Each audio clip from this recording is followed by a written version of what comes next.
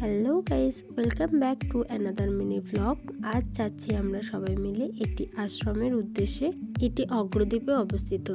আসলে সেদিন আশ্রমে একটি অনুষ্ঠান আয়োজন করা হয়েছিল, আর সেই অনুষ্ঠানে অংশগ্রহণ করেছিল আমার ভাই দীপ। তো কথা বলতে বলতে আমরা আশ্রমে চলে এলাম। আশ্রমটি খুবই সুন্দর ছিল।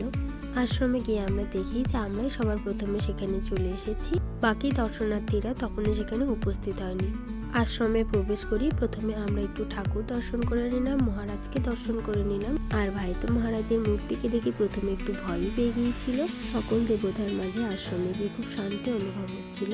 তো তারপর আস্তে আস্তে সকল দর্শনার্থীরা একে একে উপস্থিত হন। তারপর আমরা একটু আশ্রমের বাগানের দিকে ঘুরে আসলাম। এখানে অনেক ধরনের গাছ লাগানো ছিল এবং অনেক সুন্দর সুন্দর পাখি পোষা হয়েছিল এখানে।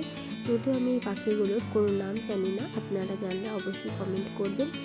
আর এইগুলো নাকি বন ময়ূরী। প্রথমে তো আমি বিশ্বাসই করছিলাম না, তারপরে এরকম পেখম মেলা দেখে বিশ্বাস করতে পারি যে না, এগুলো ময়ূরী। কোথায় এসেছে? ইনি তো আশ্রমে গিয়েও একটু শান্ত হয়নি, সারাক্ষণ ডিস্টার্ব করেই যাচ্ছিল। কোথা থেকে দেখতে পেয়েছি যে গাছে একটা লাইট লাগানো আছে, সেখানে নাকি লাইটটা জ্বালাতেই হবে সেই মুহূর্তে। তো যেহেতু অনুষ্ঠান শুরু হয়ে গিয়েছিল, তাই আমি, মা, ভাই আবার আশ্রমের মধ্যে ফিরে আসি।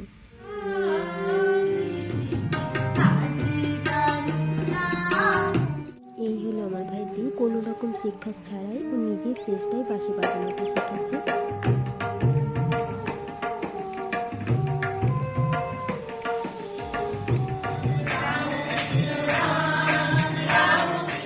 বেশ কিছুক্ষণ অনুষ্ঠান দেখার পর আমরা আবার বাইরে চলে এসেছিলাম।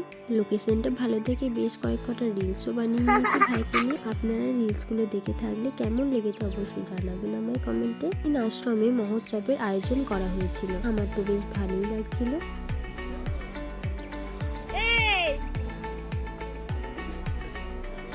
কি করছিস?